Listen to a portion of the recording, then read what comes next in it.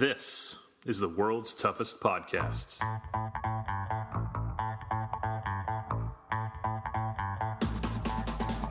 Welcome to the world's toughest podcast, where we talk about any obstacle course race you'd like, as long as that's world's toughest mudder. Each week we talk to members of the WTM community and share stories of success and failure in the single greatest event in OCR. My name is Will Hicks, and this is the world's toughest podcast.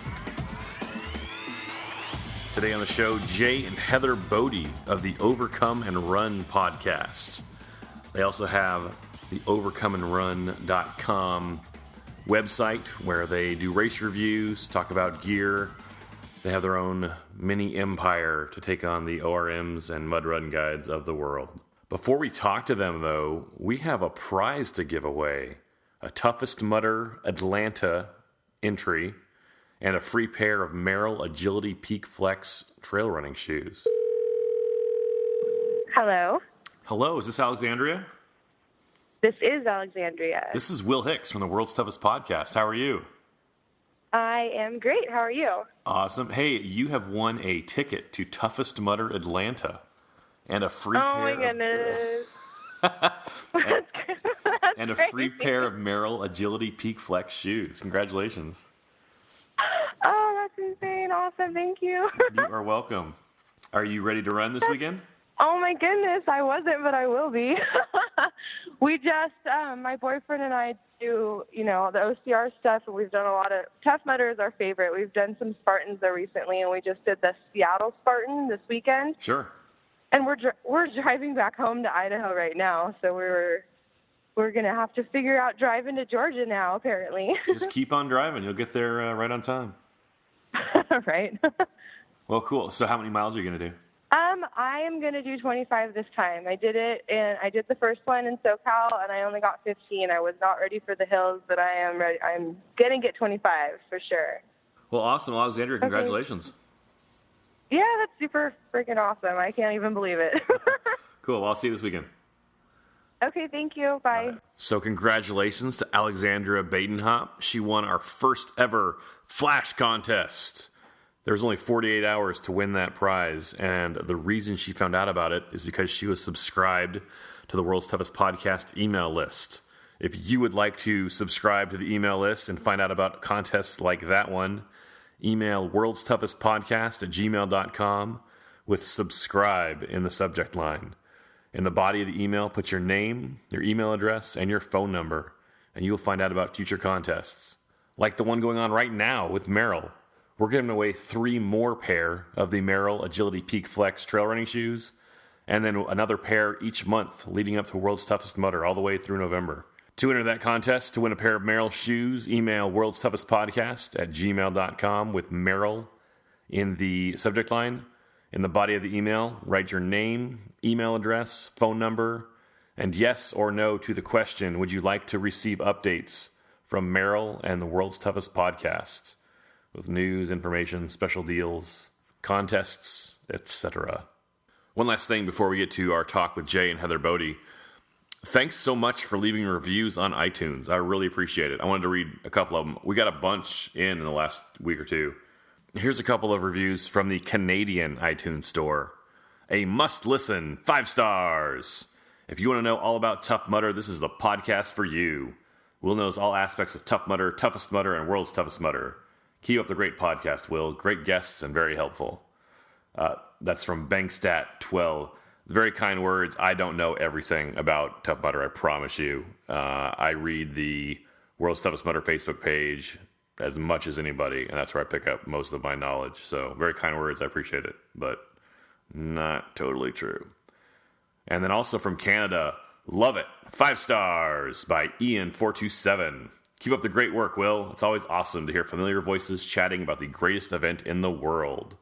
Thank you, Ian. Very kind. And then back in the United States iTunes store, review by Zombie Napalm. Sometimes repeats other podcasts. 3 stars. Wait, what? Please stop playing clips from other podcasts. It's a little boring for those of us who have already listened to them.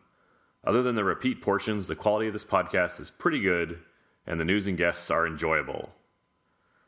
from Zombie Napalm. Zombie, thank you for leaving a review. It sounds more like a 4-star review than a 3-star, but I'll take it. Very kind. And then Rad Podcast, 5 stars by JSRHGBSKSB. A really fun podcast about the granddaddy of OCR events. Hicks is a good interviewer, and the guests are leaders in the Tough Mudder and World's Toughest Mudder community. Wish we had this kind of thing years ago. Mike Steven. Mike, if you put that as your username at the beginning, I wouldn't have had to read all those random letters. You know what? That's actually why I started the podcast. I don't know if I've told this story on the podcast, but I just wanted to hear Tough Mudder stories. Every year in October, all the other OCR podcasts start talking about Tough Mudder and World's Toughest Mudder in preparation for the event in November. And then there's a few recaps into December, maybe into January if you're lucky. But I just wanted to hear Tough Mudder stories. I just wanted to hear people, what they do to train, what they do to be successful, what they do when they face failure, what it's like when you're out there in the middle of the night. I saw an opening that wasn't being fulfilled, and I was like, you know what? Instead of complaining about it, why don't we do our own podcast? So that's why we do it. So thanks for the kind words, Mike Steven. I appreciate it. If you would like to leave your review on iTunes, go to iTunes, search for Tough Mudder. We're the first podcast that pops up. Click on our logo, and then click on ratings and reviews. Write out what you think. It'll take you literally 20 seconds. All right, last thing, and then we're going to talk to Jay and Heather. The course map for Atlanta, Toughest Mudder Atlanta, is out, and it has 2 mystery obstacles on it. Last time at Toughest Mudder Los Angeles, there was 1 mystery obstacle, and it was Operation. So we're kind of assuming that one of those mystery obstacles for Atlanta will be Operation. Jay and I talk about strategies for completing Operation successfully. And after our conversation, there was a little thread on the World's Toughest Mudder Facebook page about Operation. And Matty Gregg, a veteran of multiple World's Toughest Mudders, and one of our guests, our second guest actually on the podcast, he put up a short video talking about his strategy for conquering Operation. If you're right-handed, you stand all the way to the left of the rows. If you're left-handed, you stand all the way to the right of the rows. Because there's a little awning that actually comes out, it juts out, it's like a diagonal wood bar. You can actually rest your elbow on it, which stabilizes your front arm. If you rest your elbow kind of like this on it, then basically what you can do is you can stabilize that arm, which then you can take the pole and actually just push it right through. It's relatively simple and easy. You can even get right up to the hole, which makes it pretty simple. And then from there, I'm petrified of getting shocked in pretty much any scenario, any situation, but if you do it correctly, you don't even have to worry about getting shocked. It stabilizes it really, really well, and I haven't been shocked since like the original operation in which we all had to stand in the water together and somebody else got shocked. All right, guys, I will see you in Atlanta this weekend. Come up and say hey. Let's talk to Jay and Heather Bode. Jay and Heather Bode, tell me about your first Toughest Mudder. Oh, Toughest Mudder. That was LA, and I know you were there, and that was a brutal course. I mean, first and foremost, I was really impressed with Tough Mudder to come out of the gates with such an impressive course for the first one, and then hoping that people would come back. But I mean, it was fun. It was my first overnight race, and I know it was Heather's as well. Yeah, because I had done an 8-hour race before, so I wasn't really like scared going into it, but I knew it was going to be hard. It was my first overnight race, and so I was a little nervous. I was really excited because it was my first Tough Mudder anything of this year. And I think I underestimated the hills a little bit. It was pretty hard. Well, yeah, I mean, we went to the world's toughest family dinner, whatever, the dinner. Sure. But we went to that, and everybody was like, dude, the hills. And we were like, well, we race in California all the time. How bad can the hills be? And then we were like, no way, and then especially once we finished the first lap or the first loop rather. And everybody kept saying like, the second loop's harder, like push as hard as you can now. And we were like, oh no, this is not going to be good. Yeah. because my goal going in was I was really hoping for that 25-mile mark. Right. Really hoping for that contender status. And then just out of the gates, so it's kind of, Glen Helen is a motocross track. And so you're starting those little rolling up and downs. I'm like, okay. And then as we're approaching that first giant hill, I was like, oh God. I was like, I don't know if 25 is going to be in the cards. So yeah, those hills were really daunting. That first hill on the very first loop was just killer, like right out of the gate. It was probably half a mile into the course. Well, yeah. And you got to the crest of that hill and you thought you're like, okay, cool. I'm good there. And then you kind of go back down and then you shoot up that other hill and then back down. And then they just shoot you up another monster hill. And so like the first couple of miles was all of the hills. And then the last, 2.5, 3 miles was pretty easy. But one thing I'll say that, everybody thinks about the uphill, but what really beat me up on this was the downhills as well. Jay, I totally agree with you. How did your knees feel by the end?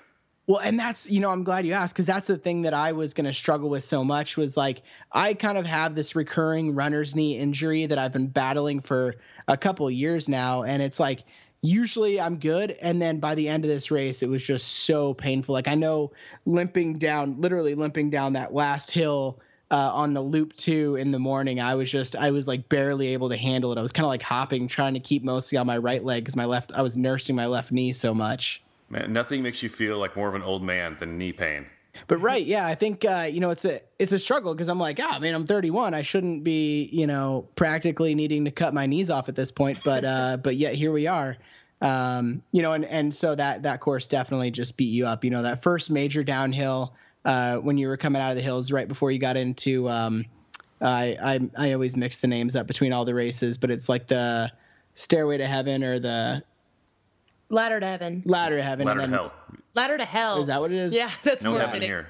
Yeah. Oh yeah. Exactly. I don't know. There's so many names for all the obstacles. I know what it looks like. I could draw you a picture.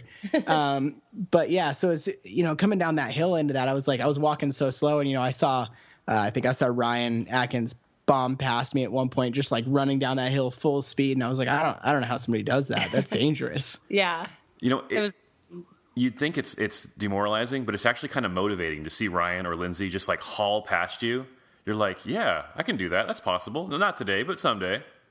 Yeah, like if in an alternate universe, I were genetically better, maybe I could do it. But no, it was motivating though. We actually, when we were talking to Lindsay recently, I mentioned there was a moment must have been like 3 something in the morning when 4 something in the morning when we started the second loop, and you started up the death march, and it's just that grueling long uphill, and there was like a pack of us we were all around each other at the same time climbing up this hill. We were all commiserating about how awful it was, and Lindsay just comes up along between us. She's like, excuse me guys, like being really nice, like, kind of laughing at our little jokes, but then she like sped off past us. So I was like, one day.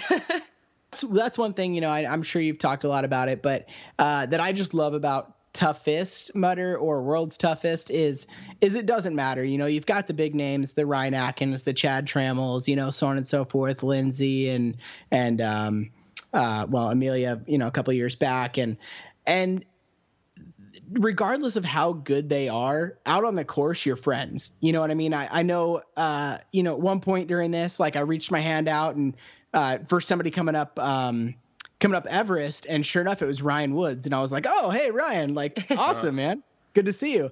And then, at one point we were kind of walking up a hill, and Miguel Medina walked up. He was running. I was walking. And he was like, hey, man, I really need some water. And I was like, cool. Gave him my hose to my Camelback. He hit off the water and kept on running. It's just it doesn't seem to matter at that point when we're out in the course and it's the middle of the night and everybody's kind of miserable. It doesn't seem to matter if you're, a world-class athlete or whether you're just us kind of walking the course. Everybody's kind of friends and everybody's out there to help each other. And that's that thing about Tough Mudder that I think is just so incredibly unique. Yeah. Last year at World's Toughest, I came up to Everest and I saw John and Ryan, and this is maybe 4 or 5 hours into it. John and Ryan were like on their bellies helping people up Everest when they're chasing $100,000 and they stop to turn around to help somebody that's going to get 30 or 40 miles up Everest. Well, yeah, and it's funny because they were doing that and then still got 105 miles. Yes. Right? So. Yeah. What did you think of the new 2017 obstacles for Tough Mudder? So I am terrified of anything that goes underwater. So Tough Mudder obviously hates me personally. Yeah. But I mean, the new Arctic Enema, I don't know how they made it colder than normal, but it was especially cold at Toughest LA. But that whole going under the fence thing, that just it's so much worse than what I was used to, going over the wall in previous Tough Mudders. And then Berlin Walls, that was tough. That was especially tough. So anybody who hasn't ran the toughest and seen what they do to Berlin Walls, that was a shocker. Yeah. The new Berlin Walls, they're the same 8-foot walls, but at the top of them, they have a shelf coming out about 2 or 3 feet toward you, which it doesn't seem like it would make it that much more difficult, but it almost turns it into where you have to do a muscle up to get up there. Well, of course, yeah, and boosting somebody up is really hard, because I know Heather, I boosted her up, and it's difficult because now you're in like free space, so there's no like, she wasn't able to like put her foot on the wall while she's standing on my thigh or shoulder. Yeah, I was trying to use my leg to kind of get up on that crossbeam that supports the wall, but you're wearing a wetsuit. And my leg just kept slipping out from under me. And it was really hard. I'm not quite there yet with muscle ups or pull ups. So that was a really tough one. I found out later that the penalty for that was like a walk along the course. Maybe you can speak a little bit to this too, but I thought that was an interesting thing where I think we only did it once, because the first loop we did, it was closed because it was kind of that sprint loop. And then the second loop, it was open. We did it. And then we did a third loop we did a third lap of the first loop. And somewhere about halfway in, not even halfway, somewhere once we climbed to the top of that major hill that we mentioned earlier in the first loop on our third lap, they kind of closed all the obstacles, because it was, it was that 4 o'clock cutoff where they were saying, everybody needs to shift to loop 2. We kind of did some strategy, and we set out, the 3:45 is the last time you could go out. I think we set out at about 3:30 on that first loop again, so that we could do the easier loop as many times as possible. But they closed all the obstacles, so we only ended up having to do it once. Yeah, we only did like a lap, like 1 lap and a half, maybe, full of obstacles. We did 3 laps of the first loop, but really only the second lap we did was full obstacles. And then like the first one, we caught the back half. And then the third lap, we caught the first half. It was kind of weird. Yeah. I know what you're talking about. And I think I know the reason why they did that is because they didn't have enough volunteers to man both loops at the same time. So they left like a skeleton crew on the first loop while they moved most of the volunteers, like the medical and everything, over to the second loop. And the second loop had things like King of the Swingers and Operation, where they needed, medical attention. But I don't know if they were intending the whole time to have kind of the 2 sprint laps like you're talking about, or if that's something they're going to change for Atlanta. We'll have to see when we get there. Well, I think the biggest thing about this is it's their first one, or this one was their first one. Obviously, even in Atlanta, there's going to be growing pains, because they're going to have learned lessons from West, and they're going to try to do some changes to make it better, and then they're going to have to kind of guess and check and see if those changes are really what's best for the race and for Tough Mudder. And I mean, I don't think that's a negative thing. We can't say like, we can't point our finger at them and say like, you did a bad job. Like they did a new thing, and it always comes with growing pains and struggles. Oh yeah. Well, okay, let's go back to Arctic Enema for a second. Heather, what was your experience with that? Oh my gosh. So Arctic Enema, I would not mind Arctic Enema so much if it weren't for the brain freeze. I'm one of those people that gets brain freeze so bad. So I actually go up to it and I'm like, okay, every time I hope I'm not going to get a brain freeze, right? And so I, just did the kind of 1, 2, 3 thing, and it usually doesn't hit me until I'm done. So, I go under, there's the shock of the cold, and then I'm not as afraid of like confined spaces like Jay is with water, but I got a little nervous. It took me a second because there is a lot more swimming underwater in the new version of Arctic Enema. And so Jay and I had already discussed it prior to the event. We're like, okay, you know what? With this new style, we're just going to swim as hard as we can and get to the other side. So I just swam as hard as I could, popped up, and the ice was so thick actually. When I popped up on the other side, like I was hoping that it was the other side. I had no idea. So I pop up, I get out, and then the brain freeze was so intense. It was definitely the most. I've done about 9 Tough Mudders now, and that was the most intense brain freeze I've had out of all of the ones I've run. It took me a good like 2-3 minutes to walk straight. Yeah. It was definitely an intense experience at that one. Was it similar? Was it a similar experience for you at Tough Mudder, Arizona?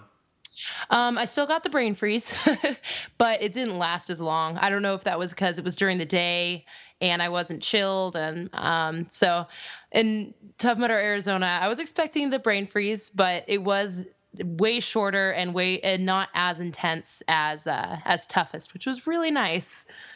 Everyone I've talked to about our new Arctic Enema has said the same thing. Like, it's so much colder than before. How did they make it so much colder? And I don't think they made it any colder, because once you have water and you pour a bunch of ice in there and it's so cold that the ice is sitting on top, like it can only get so cold, right? I think the reason it feels so much colder is because our heads are underwater for 2 or 3 seconds longer than they used to be. That's a good point. That's probably it, honestly. Yeah.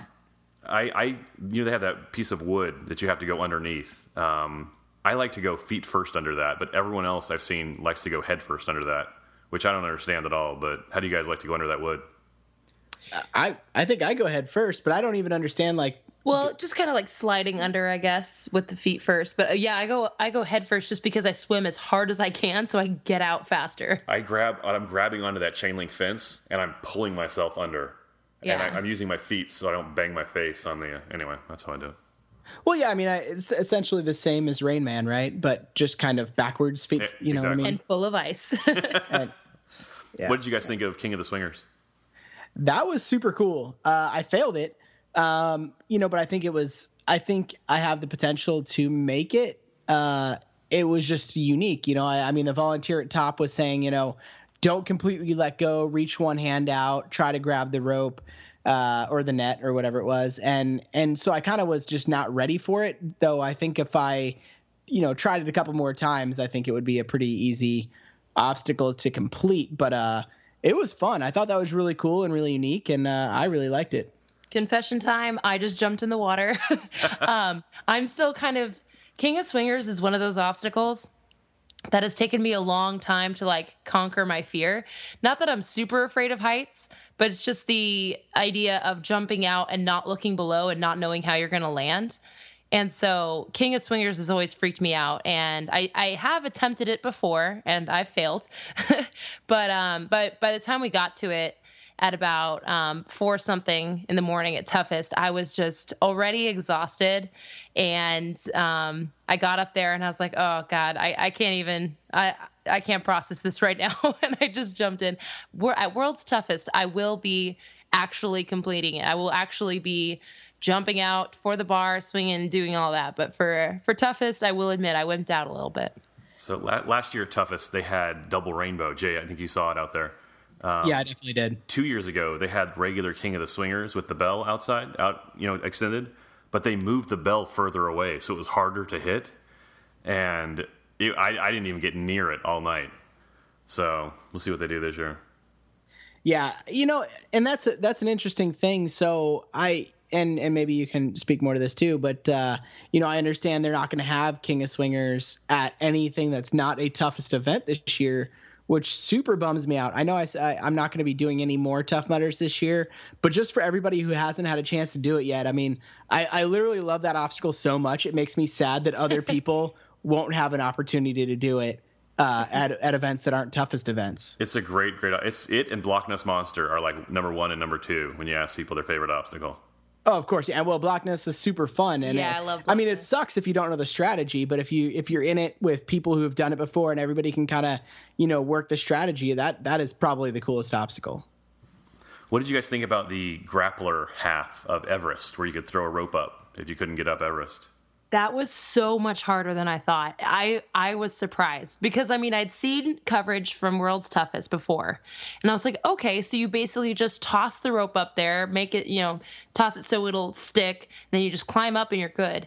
And it was just, I mean, it's hard to explain, but it was just so much harder than I thought just because the surface was so slick. Actually getting the grappling hook to stay was really hard. And just, I was surprised. It was an interesting challenge. Yeah, I actually agree. I think in retrospect, if I had to do it again, I would either take the penalty or I would just try the Everest because I'm like 85% on just completing Everest alone.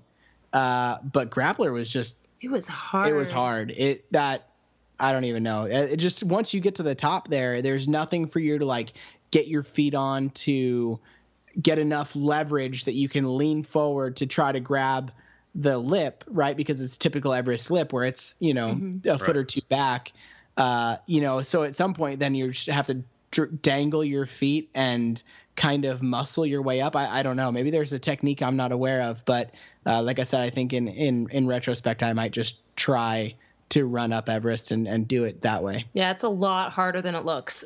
Yeah, I didn't make it up my first time up Everest, so I was like, oh, I'll just do it with the grappler. And I got up there, and I'm right at the top, and I'm like, now what do I do? Like, I can't get over the edge, get over the triangles. So I ended up sliding down and just going up the regular way. Yeah. If somebody hadn't grabbed my hand when I was at the top, there's no way I would have made it up. Oh, and then, same here. Same thing. Yeah, I turned around and grabbed Heather because it was like, I was like, there's no way. Yeah. That obstacle's impossible. Yeah. What gear did you guys run with? The biggest thing, obviously, is the wetsuits, and we kind of have a deal, like a pseudo sponsorship for our podcast with Xterra wetsuits, and I mean, not to try to make an ad for them, not just because they're sponsoring us, but I genuinely think like they're amazing wetsuits. So we ran with the sleeveless. As a matter of fact, I'll let Heather talk about it for a second. I'll look up the exact name of the one that we used. It was sleeveless, full length. I think it was 3.2, and because they really specialize in like triathlon wetsuits. Mm-hmm. So, I mean, it was my first time running in a wetsuit, so it felt weird for me. But honestly, I was still able to have most of my mobility, and I was able to, as you probably know, like the first part of the night was pretty warm. Mm-hmm. So I was able to roll it down to my waist and roll it back up really easily. So it was really easy to take on and off. And later in the night, because we ran with those sleeveless wetsuits with compression, full sleeve compression shirts underneath. And later in the night, when we had the wetsuits fully zipped up, I mean, they made a world of difference. They were fantastic. Yeah, and the exact model is the Vortex. That's the one that we used. And I mean, again, loved it. And like she said, so we had the Under Armour, the compression gear is actually the cold weather gear. Mm-hmm. So I've seen a lot of people at Worlds use that under their wetsuits and stuff like that. And it was perfect. It was the perfect temperature. Like she said, we were able to use it. We both did, half masted where we had it rolled down. And I mean, I think without the sleeves dangling, it was nice. And it was just all in all a great wetsuit. I mean, I got a little chafing, which I think is to be expected, but it definitely wasn't anything like, it wasn't like it plagued me for the next 2 weeks of my life. It was kind of like, I'll just throw a Band-Aid on it and call it a day. And it was pretty good after that. So, I mean, I think all in all good. And then for shoes, we just used our normal shoes. I don't know that, I know a lot of people when they think distance or 8 hours, they think, maybe more cushioned shoes like Hoka's or something like that. But we used our Innovates. Yeah, both of us had Innovates. So I love my Innovates. So because they're that OCR shoe that's got really good traction. Mm-hmm. So they were excellent for the hills. And then I also wore, in addition to the compression shirt and the wetsuit, I also wore a windbreaker in that last lap because I started to get really chilled between laps 3 and 4. And so I went ahead and just threw on that windbreaker, and that really helped as well. How much pit gear did you bring? Not a whole lot, honestly. I think we brought what we had, and then we brought cookies. We brought a duffel and a backpack. So that's really all we. So even though there wasn't a ton of space in the pit, which was the bag drop tent, there was enough space for us.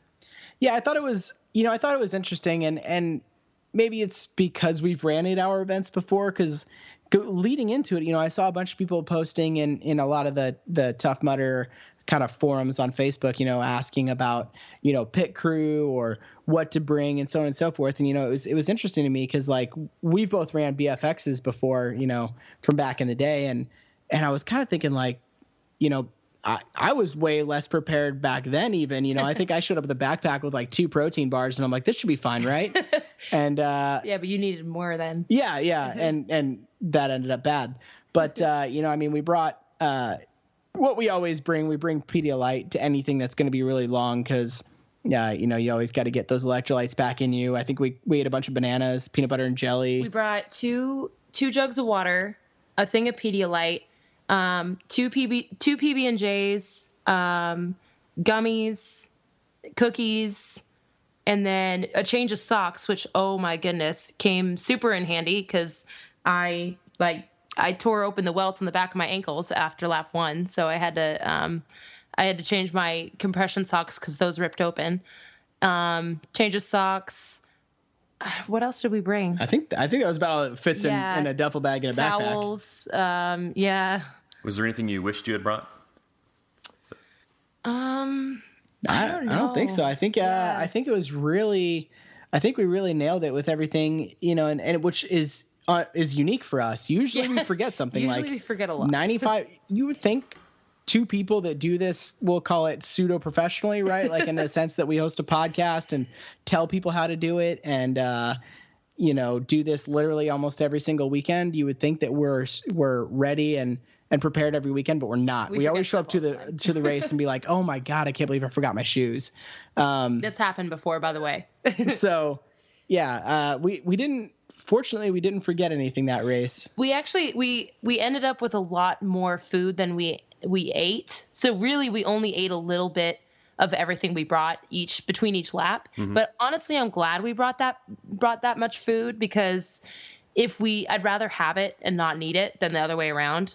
And so just the simple changes of clothes. We brought my full-length wetsuit with a full sleeve just in case. I'm someone who likes to be over-prepared. So I would say we actually ended up bringing more stuff that we didn't use. But again, I think having the backpack and the duffel was perfect. And I had that stuff if I needed it. So. And actually, you know what? I will jump onto that because there is one thing that we didn't bring.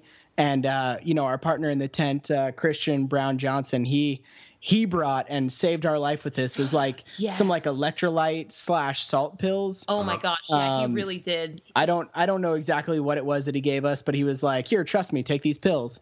And it worked and they were awesome. Those made a world of difference. I forgot, you'd have to ask him, but they help with cramping essentially.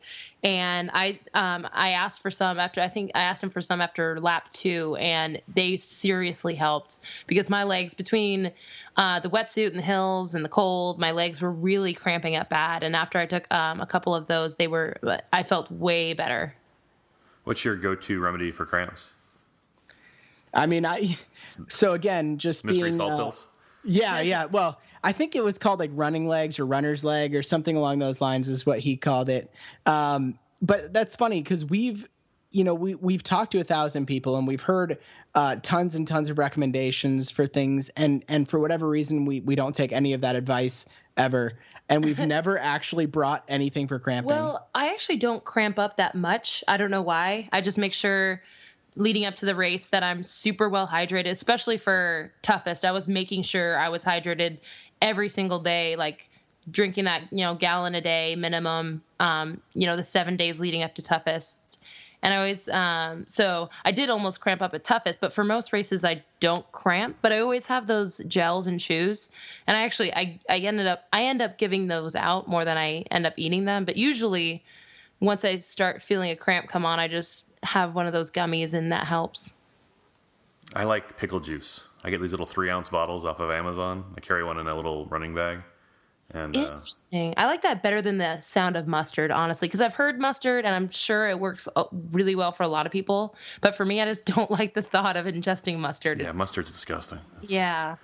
Hey, you guys mentioned your podcast. Before we talk about Toughest Atlanta, let's talk about your podcast, Overcome and Run. How's that going? Yeah, well, it's been good, man. We are putting out episode 66 tomorrow and 67 again later on this week. So we're kind of deep into it. You know, we've been at it for about a year and a half, and we started January of 16. Right? Yeah, that sounds right. Yeah, January of 16. And so it started out just me, and then, you know, through time, as everybody on who probably listens to my show may know, I actually deploy this year.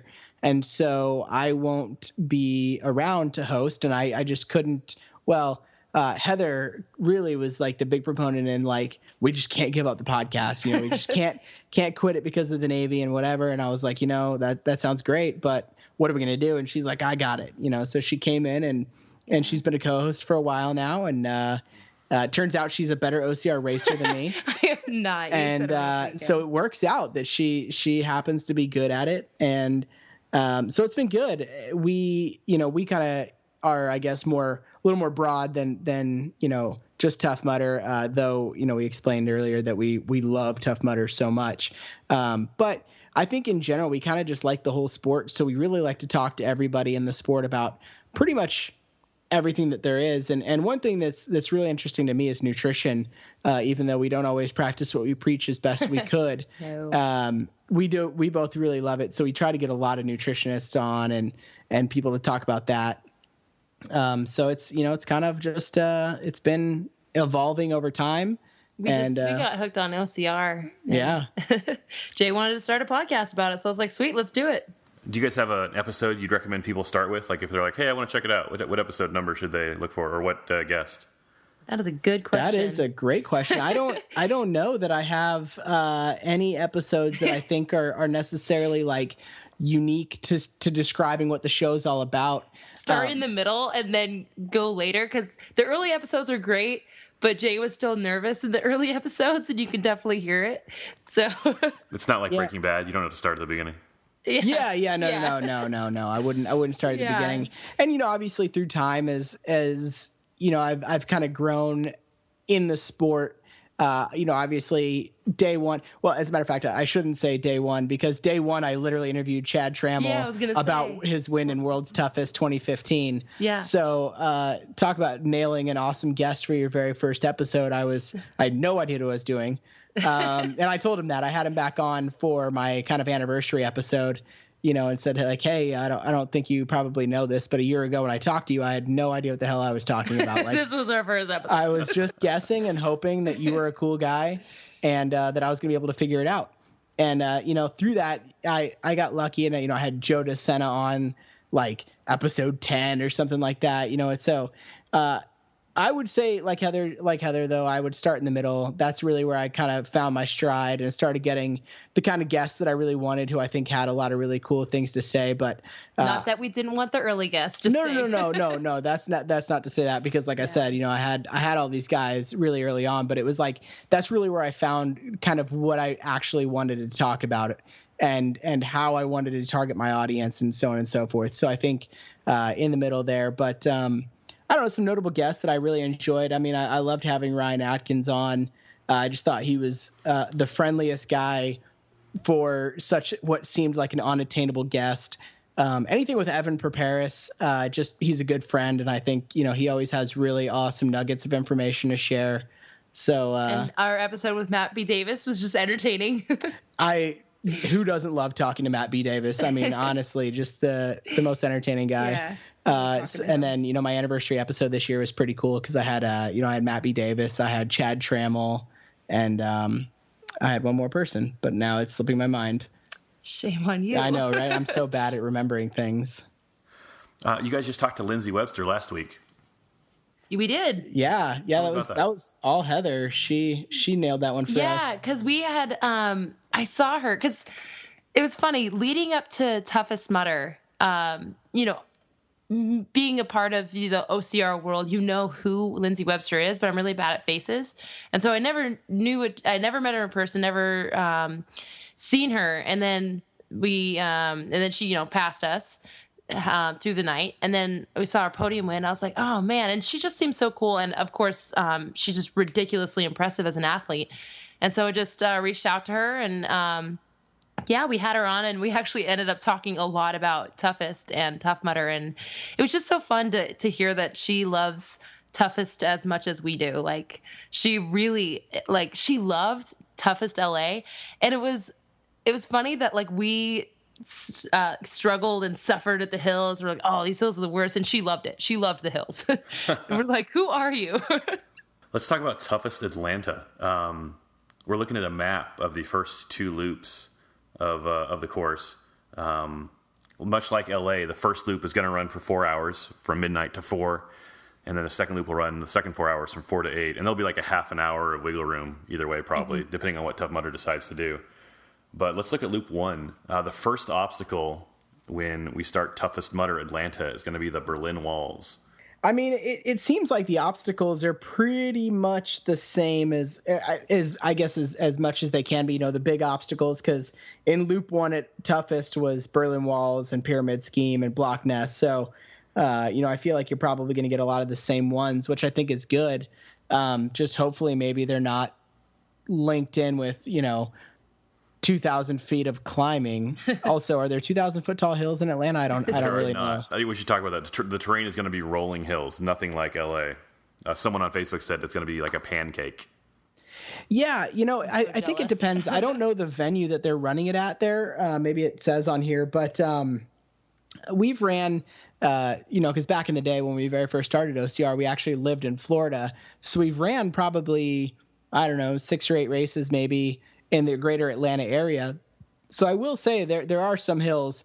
I thought they were much bigger back then than I do now that we live in California. Yeah. But yeah, I think the hills will probably be a lot more manageable, which should make the course a lot more interesting, because I know, like, if we're talking kind of elite competition in this sense, that's where Ryan likes to kill people. That's how he really just made it happen in Toughest LA, is because of the hills. So I think in Toughest Atlanta, that'll be interesting to see how the other guys can fare when the ground is a little more flat. I was talking to Jay about this actually just a couple of days ago. I'm so excited to see how this turns out, because this is called Toughest South, right? Yeah, America's Toughest Mudder South, they're calling it officially. Okay. Yeah, I was telling him I'm so excited to see how this turns out, because there's going to be so much less elevation. And so for like the really, big competitors, I'm excited to see how many miles, because if they were able to get 50 with that crazy amount of elevation, like I'm so excited to see the numbers that'll come out of this weekend. The top 2 finishers at Toughest LA both got 50 miles, Ryan and Chad. So yeah, there's the minimum to win this will be 50 miles. It'll probably be 55 or maybe even 60.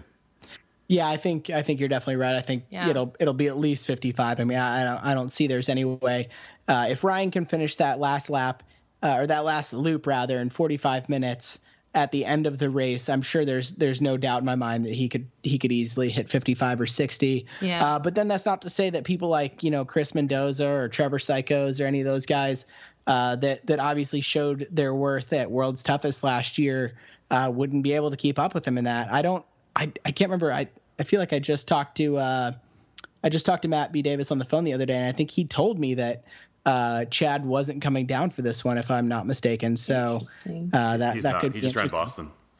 Oh, that's right. That's why he said that. So that's interesting.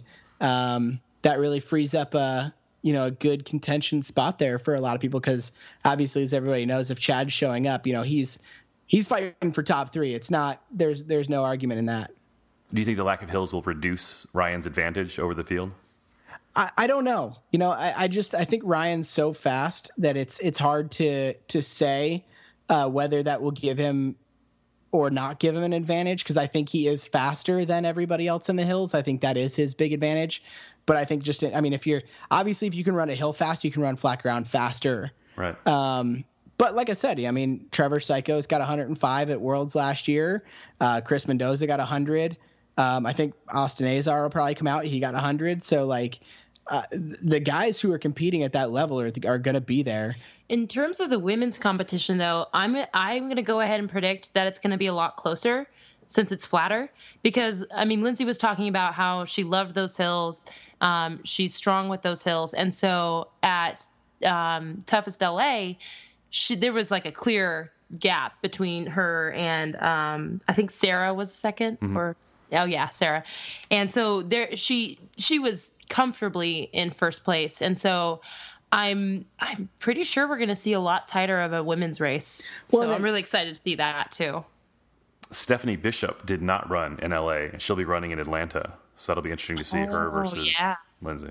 Right. And then in addition, right, Morgan Mackay, who is always the front runner in these kind of races too, she got lost at Toughest LA. So I think that should, hopefully maybe there's a little more clear course markings and Morgan can have a better outing because she might be one of the nicest people I've ever met. So she's a super strong contender. Yeah, I always love seeing her just crush it out there. So Morgan finished third at World's Toughest last year. Where did she get lost at? She got lost. If I'm not mistaken, it's that weird transition that happened. Like it was the second loop. Yeah, it was the second loop in that weird transition, like right before you got into the Arctic Enema. I don't remember if you remember. There was kind of like no course markings there for a little while. Well, and then like the course doubles back on itself a little bit, and so it just got really confusing because we almost got lost. Just because like the path was really wide, and then there was the double back part of it next to it, and it just got a little confusing. And I'm fairly certain she got lost in loop 2. Yeah, and I can't remember where I heard this. Maybe she posted something about it, or maybe I was talking to her about it. I don't remember which. But I think she said she was lost for something like 25 or 30 minutes. Yeah, like she posted about it. It was a very substantial amount of time, and so. I think, again, somebody who's obviously a top 3 contender at World's Toughest, who's won a BFX 24, who obviously we all know can easily win or at least come close to winning one of these kind of races. If she's lost for 30 minutes, that makes or breaks her race. So I think that will hopefully she'll be able to come out and perform a little bit better this time. Yeah, the competitive aspect is going to be exciting to watch. And then these are going to be televised this summer on CBS Sports. Yeah. Yeah, and that, I can't say enough about how important that is for us as a sport, for Tough Mudder as a brand, and for OCR as a sport. Just giving people who don't run this an opportunity to see people doing it and to see why people do it, right? Because I think I spend a lot of my time trying to explain to people, like, why do I do OCR? Why is, and more specifically, why is something like Toughest Mudder such a cool event? And World's Toughest Mudder, and I've never done Worlds. I've been at Worlds and I've seen it kind of there, but in a kind of a more emotional level, these kind of races, bring you to that darkest place in your mind where you're sure you can't go on, and then you do. And then you push through it, yeah. And once you've done that, like it really, like, that is addicting. It is hard to say, like, I don't want to do that again, because you've seen that you can, and then you just feel so much better about yourself. And for those of us who aren't competing for top 3 or 5, or nobody's getting an OCRWC coin or whatever, it doesn't really matter, because a lot of these races aren't necessarily against other people, but within ourselves. And, you make these goals for yourself. Like Heather said, she made that 25-mile goal and unfortunately missed it, but that's not to say that next time we won't get it. And next time when you're training for it. I'm getting it next time. Yeah. And next time, when you're training for it, you're out there on that run. And when that run feels impossible, just your training run, you just say, like, well, I did this for 8 hours though. Like, how is this hard? It's 10 miles when I did this with 4,000 feet of elevation, every 2 loops at Toughest West, and anyway. But that's ultimately what I'm getting at is I think that showing people on TV that this exists and people love that addictive feeling of just getting into that darkest place in your mind and pushing through it and saying, you know what, I've got that. I just think that's so important for this sport. Yeah, everyone's addicted to something, so. Right. May as well be putting yourself through exorbitant amounts of pain and suffering for the sake of a headband. Every time I do a race like this, Toughest or World's Toughest or anything long, every single time I come to a point during the race where I'm like, why am I doing this? Like, what is the point? Who am I trying to impress? Like, my wife's not here. My kids aren't here. Like, what is the point? Like, I'm just miserable. And I'm like, why am I doing this? Why do I keep signing up for these? And then you push through it, and then the sun comes up, and everything's fine. Like, it's just like this mental thing you got to fight with every single time. Yeah, I'll admit I absolutely had that moment at Toughest, and I did not think I would. Because I was like, again, I was like, I've been through an 8-hour race before. I know I can do it. But there was just a moment in Toughest where my legs were cramping. I was exhausted. I knew there were more hills to go. And I was just like, I'm not doing World's Toughest this year. That's stupid. If I like this, why am I even out here right now? This is awful. And then that moment passed and I finished the race and I got home and I rested and I was like, cool. Okay. I'm really excited for World's Toughest. Like once that wears off, you realize that you actually did it and you can't wait to go and challenge yourself even further. It makes me. Oh, go ahead, JJ. Oh no, I was just saying, let that be, some confidence building or motivation for those who are about to do Toughest Atlanta, because, I mean, especially if you haven't done a World's Toughest or Toughest West, it will be hard, but there is no doubt that if you just keep putting one foot in front of the other, you will make it through. Yeah. I am so glad that I am not ever going to be in contention to win any of these things, because if I had a camera on me in the middle of the night, like, I can't imagine, like, the stuff I would say to it. Like, oh, yeah. Us too. Hey, so back to the course. After the first obstacle, Berlin Walls, the second obstacle on Loop 1 is Pyramid Scheme. Yeah, so Pyramid Scheme, I not to offend anybody at Tough Mudder, but I personally do not like that obstacle. I like it at Toughest because there's a rope and I can just go up it. But I personally am not a big fan of that one. Jay is more of an organic. individual than a team player. I liked it. I actually was intrigued because I thought I went into Toughest West expecting it to do it like a regular Tough Mudder, like actually have people build the pyramid, you get up, but they just had the ropes to start with. Mm-hmm. And so I actually found Pyramid Scheme quite easy. Pyramid Scheme's a lot easier at Toughest Mudder than at a Tough Mudder. Oh, yes. Just grab the rope and shimmy your way up. Yep. Absolutely. The third obstacle is Devil's Beard. If they do it like they did at Toughest West, that was really hard.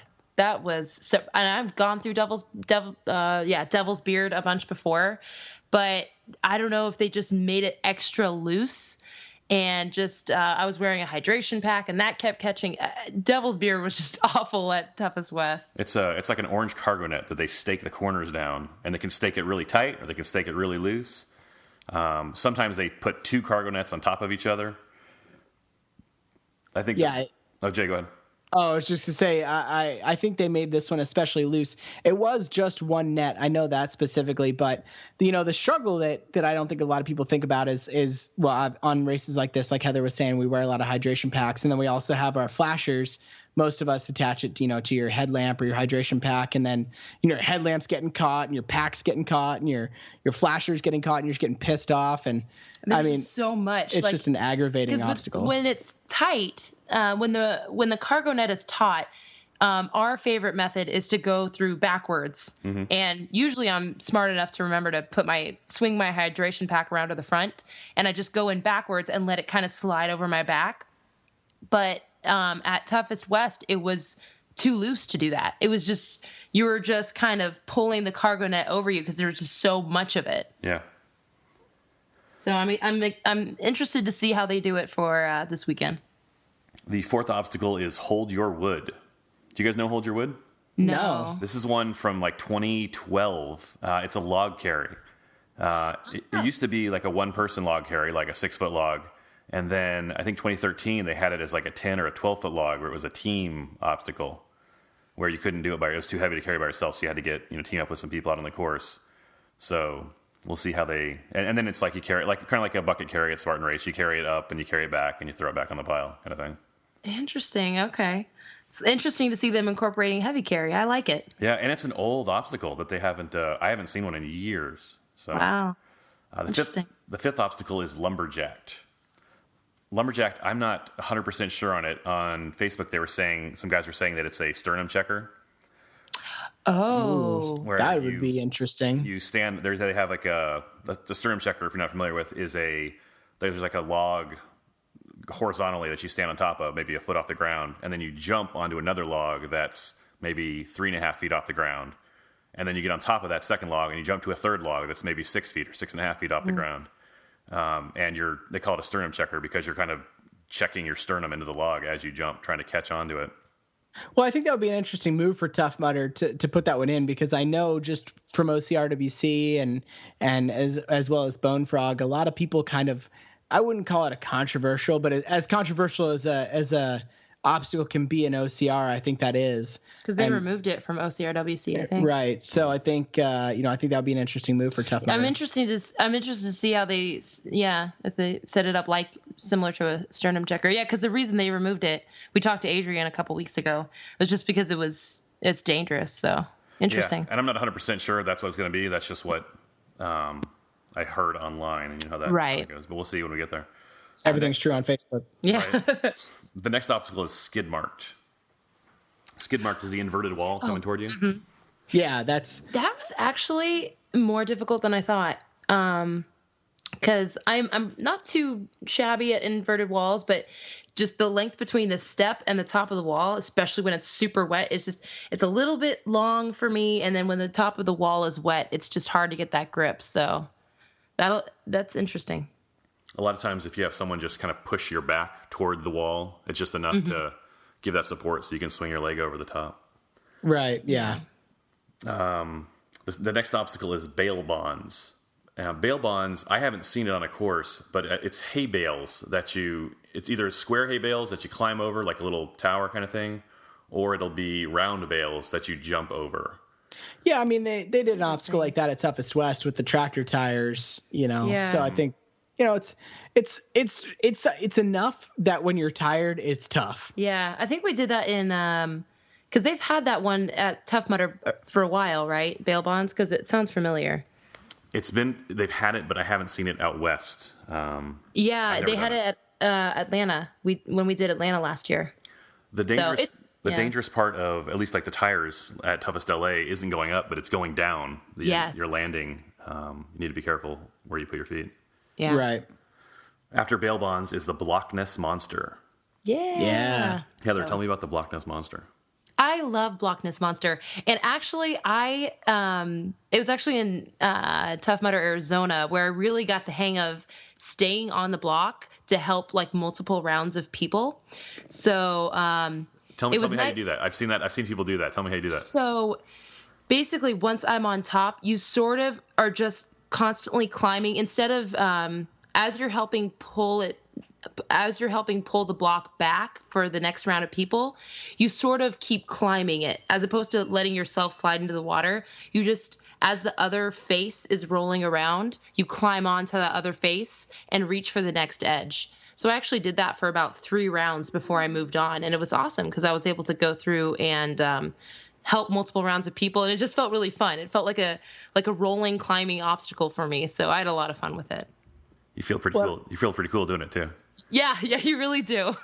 Yeah, and I'll say for anybody who might not have done that one before, I think one really important thing that you need to do when you're doing that is if you have the strength as you're kind of riding that first corner up, as soon as you can pull your legs up and shoot yourself over the lip of it, you absolutely need to, because that'll just increase the speed of the roll, which will help the next group of people come up. And like Heather said, once you flip around and now you're hanging from it, you can keep climbing it to help more people. But a lot of people will try to wait like super long until almost that block is completely flat for them to try to like transition. But I try to do it right away. As soon as that corner's at its kind of apex, at its top, I'm throwing my leg over the top to try to keep it rolling. Yeah. Something else with Block Ness is that if it's 3 a.m. and you're the only one out there, you might have to run to catch up with a group that's going through it, or wait for people behind you to catch up with you so you can get through it together. Yeah, I don't think we experienced that, but no, we got lucky. We had a group around us every time we hit it. After Block Ness is Kiss of Mud 2.0, crawling under barbed wire. Yeah, that was actually surprisingly hard at Toughest West, because they had it really low. My favorite method of going through barbed wire crawls is to roll, but we couldn't really roll at Toughest. It was just too low. I tried for a second and I just kept getting caught. So you really just have to do that prone army crawl. And it's the more tired you get, the more difficult it gets. Yeah, you're just on your. I don't think there's a real trick to it. You just kind of stay on your stomach, stay low, and Don't let your hair or your hydration pack get caught. Exactly. Next is Mud Mile 2.0. Yeah. Heather, tell me, do you remember the Mud Mile in Arizona? Yes, I loved it. Mud Mile is my favorite. There's two big reasons why I fell in love with Tough Mudder. One was the camaraderie, and two was the mud. I've always loved playing in the mud, and so Mud Mile is just fun. And Tough Mudder Arizona, since I ran on Sunday, it's always extra muddy on Sunday after, everyone on Saturday has gone through. And so it was actually pretty difficult because they were really tracked out and it was super slippery. So you kind of have to do muscle ups like you would on a wall. And it was just a lot of fun. It gets you so muddy and it still gives you a workout. So it's like kind of really good mix of fun and challenging. Jay, I interrupted you. I'm sorry. Oh, no. I was just saying that's one of those obstacles that's interesting. It can either be like super duper easy or super duper hard. I know we hit a Mud Mile. I want to say that was Atlanta last year as well, where it had to be like 6.5 feet deep. Like it was so hard. I couldn't even like reach the lip by myself. No, it was SoCal. It was SoCal last year. It was the second day. Yeah, it was just we couldn't. None of us could get over it by ourselves. We had to boost each other up. It was our only option. Sometime last year, they started digging them much, much deeper. The trenches, they're further apart, so you can't jump from bump to bump. And they're like, yeah, once you're in there unless you get help getting out. Yeah. The 11th obstacle on Loop 1 is Pitfall. I don't think I remember that one by name. That's just the muddy pit, right? Pitfall is just like a muddy hole. Yeah. Yeah. Oh, okay. Yeah. I remember they had that one. And it may or may not have like uneven footing underneath. So it's not like a flat hole. Yeah. Like you might, take a step and then it's deeper, the next step than you expect. That's true. I always keep my center of gravity really low when I walk through. It gets, your quads get a little tired, but honestly, I'd rather do that than break my ankle. Yeah. So I always kind of go through it with in kind of a crouched position to make sure I don't hurt myself. I like to stay near the edges also. It seems to be more consistent. Yeah. Last obstacle on Loop 1 is Everest 2.0. Jay, what's your strategy for Everest? I mean, like I said, I'm pretty good at making it all the way up. And I think the biggest thing that people screw up is they jump too early. So run as long as you can before you make that last leap to try to grab the lip. Hopefully there's somebody up there to help you out if you need it. But if you're really worried about it, it's just running, leaning forward, and then just being confident enough to keep running before you make that last leap to try to grab the lip. And I didn't know this at Toughest LA, but there was a penalty option for Everest. So even if you couldn't make it, you could take the penalty and keep going. Yeah, it's funny. I didn't know that about a couple of obstacles because I definitely wouldn't have done Berlin Walls had I known there was a penalty. But neither here nor there. So I think that's one of those things where when you're in the middle of a race like this, you have to judge whether the penalty is more or less energy than trying to figure out either the grappler or Everest. On Loop 2, the first obstacle, it will be balls to the wall. Love that obstacle. I love balls to the wall. Balls to the wall is a high wall. It's probably 12 or 15 feet with a rope going up and down both sides with knots in it. Yeah, I mean it's a pretty simple one, but it is scary when you're tired, right? Yeah. So if you're doing two, if I don't know whatever time of day it is, say you're out here, it's 5:00 in the morning and you're just trying to finish this lap up or whatever, and you're exhausted, you've been racing for 5 hours. This can go from being like the easiest obstacle you've done at a Tough Mudder to like the most terrifying because now you're 12 feet up and you're not sure about your grip. Yeah. The second obstacle is Augustus Gloop. I love that one. It's funny, actually, I meant to mention it earlier when you had us talking about the new obstacles. That's actually one of my favorite new 2017 obstacles. It's a little bit challenging for me, but more than anything, it feels intense and it's just, I don't know, it's hard to explain, but it's just fun. Heather, do you want to describe it for people who haven't done it yet? Yeah. So so it's a series of these big tubes that you have to climb up through. So you start by entering a pool of water. And I mean, it's a pretty deep pool, comes up to about your shoulders. And so you go up and you go into the pool of water. There's two different versions. There's Snot Rocket and Augustus Gloop, and then the Legionnaire version, which really we did kind of both at Toughest. But with the Legionnaire version, you go under this row of like empty, basically under this little wall, under this gate, and then you go up through the tubes. And while you're going through the tubes, water is pouring down on you really intensely from a hose above, and you're climbing this ladder up the tube while the water's pouring down on you, and you have to get up and out at the top. Be careful when you get to the top. There are bars, and you can hit your head easy. I know because I did it. I did that at Tough Mudder, Arizona. I hit my head on the bar. Augustus Gloop is a fun one. It's a new one this year, and it's probably one that'll stick around next year. It's pretty fun. Yeah, I definitely think so. The third obstacle on Loop 2 is a mystery obstacle. That's a tough one. It's always hard when you get to the question mark. I want to talk about more about this mystery one when we get to number 7. But let's keep going. Number 4 is Stage 5 Clinger.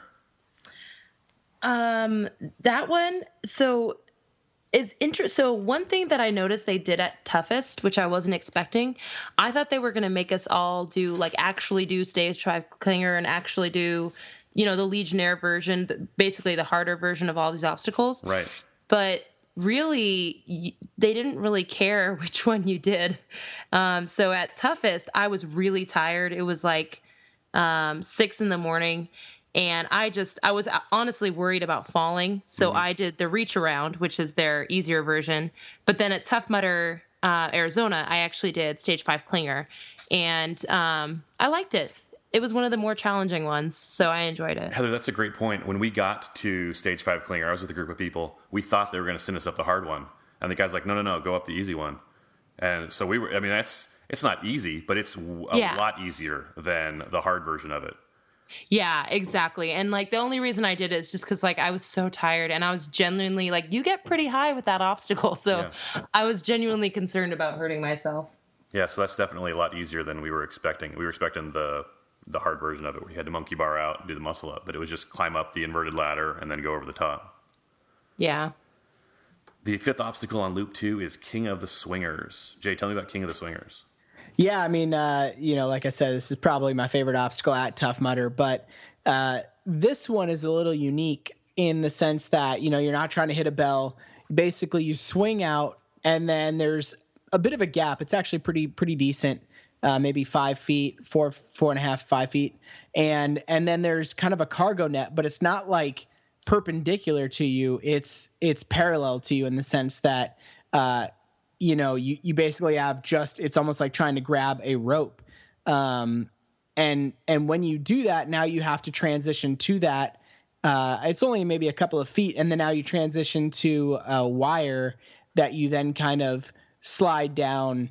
Best thing I can liken it to is the Trevelyan Traverse in Spartan Race, but tighter. So once you've made the transition to the rope, it's actually a pretty easy obstacle, it seems like. But that transition's rough. I know when I did it, the volunteer at the top, she was like, "Oh, the best way I've seen anybody do it tonight, or the most successful way rather, is reach out, keep one hand on the bar, and reach out with your other hand, because usually when people try to jump with both hands, they lose their grip." And I did that, but I kept one hand on the bar, but I kind of whiffed with my other hand as I reached out for it, and I didn't quite make it to the rope. So that's the tough part, is that transition. Yeah, I felt like when I did it, if I had one more chance, I could have do it. Yeah, and I think that's with all those obstacles. For the first time, you're always like, "Oh, I don't know how to do this. What do I do with my hands?" Or So I think it's pretty easy if you've done it a couple of times, and you can kind of get the feeling for it. The 6th obstacle on Loop 2 is Arctic Enema: The Rebirth. We've talked a lot about it already, but what are your thoughts, Heather? Just power through. Don't hype yourself up about it. Don't think too much about it. It's gonna be miserable. We all know it. Just don't take the 5 minutes to try and decide to do it. Just jump in, get it over with. Well, the nice thing is you have a wetsuit on theoretically. So, if you just take solace in the fact that most of your body will be warm and just your head will be freezing. Yeah, and it passes. The 7th obstacle is another mystery obstacle. So there's two mystery obstacles on the second loop. That's interesting. One of them is almost definitely going to be operation. Yeah. Yeah, because that was the case for us as well. And it wasn't a penalty. There was that rumor going around that operation is going to be a penalty for something. I can't remember what they said it was. It was right next to stage 5 clinger. Yeah. So we thought it might be, but it was actually its own obstacle. There was the penalty for operation was just a short sandbag carry, which we did. Yeah. Yep. Did you guys attempt operation at all? No, electricity is one of those things that is my big mental block that I'm trying to get over. And so I was like, not today. The secret to operation is to take the penalty.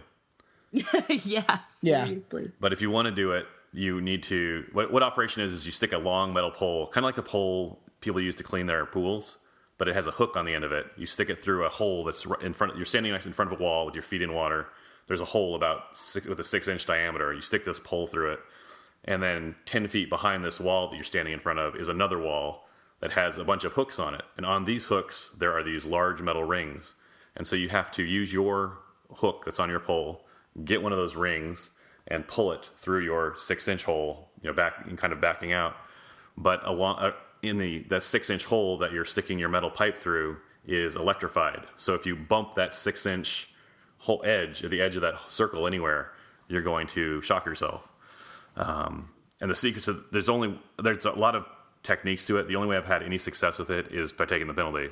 But if you want to do it, you stick it all the way through there and just go straight and slow, and you push that hook against the wall. That's all you have to do. There's nothing electrified on the far wall. And then once you're there, you're secured. Then you just gently, find, you can look through the hole and find the nearest ring, and then hook it, and then back your way out slowly. But if you try and go straight for a ring as you're sticking your pole in, you'll shock yourself on that 6-inch circle. Yeah, I'll say one thing about that is if you can YouTube, I don't know if this is a thing you can look up, but if you can find any videos on YouTube of Jung Pak doing it last year, 2016 at World's Toughest Mudder, that dude is a surgeon with that. He is like, I've never seen it done faster or more smooth than the way he does it. And what he does is he kind of cups his hand around the ring, like kind of his outside of his pinky, like the blade of his hand, around the ring. And then he uses kind of the crease in his thumb, and he puts that like mid hole, and he kind of uses that as the guide, almost like, shooting pool to a degree. And then he ran the bar up under his armpit on his right arm, and he just kind of fed it through with his wrist of his right arm. And like I said, he did it so fast, and it was just flawless. So I don't know if I described it well enough, but if you can find a YouTube video and you want to try it, Jung Pak, World's Toughest 2016, dude killed it. Jung Pak won the first 2 World's Toughest Mudders ever in 2011, 2012. Doesn't he shock himself with his left hand? No, because he's touching like the wood on the outside of because the metal is like the inside of the wood, right? But the outside of the wood is kind of, the metal is on the inside of the hole rather. The outside of the hole is wood, so he kind of like puts his hand kind of like in a semicircle around the outside of it on the wood. Huh. Well, there you go. Yeah, it was smooth. I was videoing it for ORM last year. It was really interesting. So that's probably going to be one of those 2 mystery obstacles. The second obstacle, if they went electricity, it could be like electric eel, where you have to crawl through electroshock therapy, basically. Or they could really put anything they want in there. We don't really have any idea what that second mystery obstacle is going to be. Yeah, I'm thinking about what obstacles were at Toughest LA and are missing on this map, but nothing's sticking out to me. Wouldn't that be interesting if they brought Crybaby back? Oh, Crybaby was their gas obstacle, where you crawl through a tent. The tent's like 3 feet high, and it's filled with this menthol kind of gas. They only had that for 1 year, and that was an intimidating obstacle, just mentally. It was super, yeah. I actually kind of liked it. That was one of those mentally intimidating ones that I could actually complete to an okay degree. And so, do that in the middle of the night. That'll be intense. They had the volunteers wearing hazmat suits, which is totally unnecessary, but it messes with your head. Yeah. It was probably just Vicks Vapo Rub or something. That's what it smelled like. It was like a really strong... I did it twice. The first time it was kind of like refreshing, and the second time I was gagging and crying, and it was miserable. Yeah. Yeah, because then they put stuff in it to make it so you can't just smoothly make your way through it. Yeah, they put like hay bales and stuff for you to trip over. Yeah, so you have to open your eyes to see where you're going. Yeah. That would be interesting. Yeah. I don't want to give them any ideas, but I know, right? the 8th obstacle is Funky Monkey the Revolution. I mean, I love that obstacle. I was so excited when I saw it at Worlds this year, and then I was really excited because Toughest West was the first time I got to do it.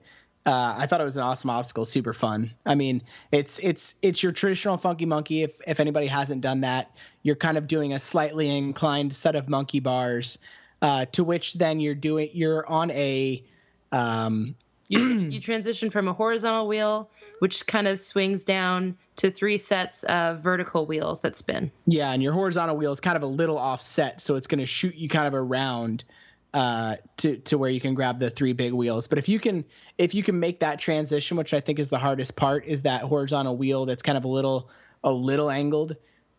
Once you get onto the big wheel, it's just really smooth from then on out. The 9th obstacle on Loop 2 is Ladder to Hell. Mm-hmm. I mean, yeah, that's a good one. It's straightforward. Just heights. If you're scared of heights, that's what will get you there. It's basically just climbing up a ladder on 2x8s, 4 or 5 rungs, giant rungs. You go up and you go down.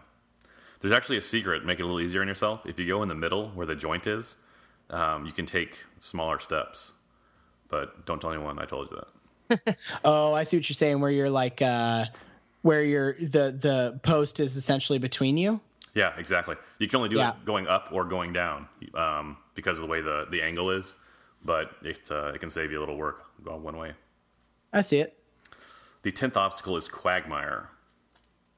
Yeah, and that's essentially just another mud pit if I remember correct, right? Yep. We did Quagmire 3 times at Tough Mudder, Arizona. Arizona, right? Yeah, because they looped us back through it. It was really interesting. But yeah, it's just walking through a mud pit. Nothing crazy about that one. Nope. The 11th obstacle is Black Hole. Black Hole is birth canal with tarps on the side. Yeah, but at Toughest West, they didn't make us do that one. They gave us the option for either one. It was interesting. It was, again, I thought that they were going to make us do Black Hole, but they're like, yeah, just go through whatever. And we're like, oh, okay. Do you guys have any secrets for getting through birth canal or Black Hole? Stick to the edge. Yeah.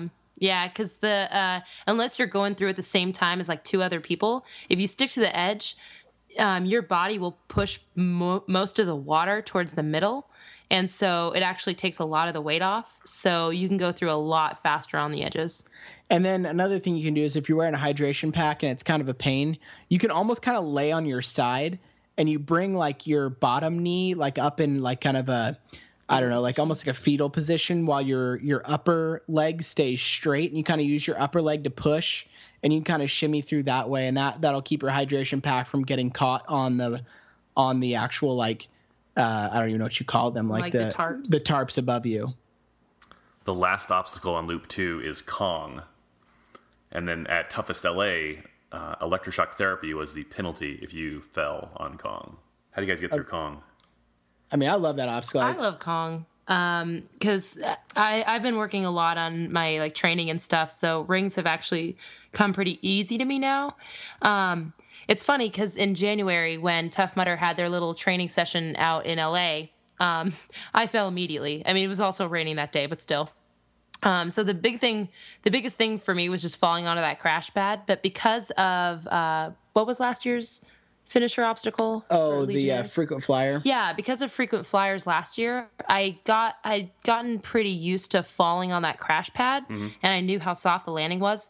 So once that fear of landing on the crash pad was eliminated, getting through Kong was actually pretty easy. Yeah, and I think that's the biggest thing for anybody. I know when we got to the top of Kong at Toughest LA, just there were like 4 people on either side of us that like just wouldn't go because it was so high. And that's just the thing. Like, if you just got to remember that these races are also still businesses that don't want to get sued. Yeah. So as scary as it may be, the idea is that they're not going to try to kill you. That's what he tells me every time I freak out about an obstacle. He's like, they're not trying to kill you, I promise. So it might seem like they're trying to kill you, but it's all just a mind game. Tough Mudder doesn't want to pay out some $10 million lawsuit because somebody fell and broke their neck on Kong. So, I mean, I think it's just important that you remember that. and just grab that ring and start swinging. They don't want to kill you, just scare you. Yeah, Just scare you. exactly. Yeah, there's no lawsuit with scared. You signed a waiver for that. And plus, any of the injuries probably happened at World's Toughest when they were working out the kinks, so you're probably okay. Yeah. They figured it out by now. Exactly. Well, cool. That's Toughest Mudder Atlanta. You guys have any thoughts on, you want to call a winner for male or female? I mean, I don't even I know. think I'm not a betting person, but if I were to put money on any pretty much any guy, I always put my money on Ryan. I think it's a safe bet. Not to say, Chris is a friend of mine. I love Austin and Trevor and those guys. But, I mean, for whatever reason, I don't know that I fully believe that Ryan is human. And I've met him. I watched him eat. So I feel like he has to ingest food. So he might be a person. Yeah. But yeah, I mean, I think Ryan's always the front runner as the guys go. I think the girls is so wild card, because I mean, like I said, I think Lindsay's so strong. don't even know all Morgan's the so women that are gonna strong. be out Stephanie's there. strong. I mean, I just think that any one of them could easily win this race. So I'm gonna go ahead and predict that it's gonna be really close. It's gonna be like a neck and neck thing, and it's gonna be one of those really exciting finishes. That's what I predict. For the women And or for the men? Yeah, for the women. for the women, yeah, and I'm gonna say I really want Morgan. No offense, Lindsay. I think you're super sweet too, but you just won some stuff. Let's let Morgan have a try. She did really good at Toughest West and then got lost. And she's a super sweet Canadian, and I like her accent. So, How many miles do you think the winning men and winning women are going to have? I think one of the women's gonna hit 50. I think so, I have too. no doubt. And I think Ryan, Trevor, Chris. I think any of those guys have a shot at 60. Yeah. It'll be fun to watch. Jay and Heather Yeah, Bode, thank you so much. Hey, Yeah, thank you, man. thank you. I'm really looking forward to seeing what you guys do out there. Yeah. Special thanks to Jay and Heather Bode for being on this episode. Thanks a lot, you guys. Well done. Which Toughest Mudder will you be at? How many miles will you complete? Email me at willhicks@gmail.com and call your shot. I will see you in Atlanta. Thanks a lot, you guys.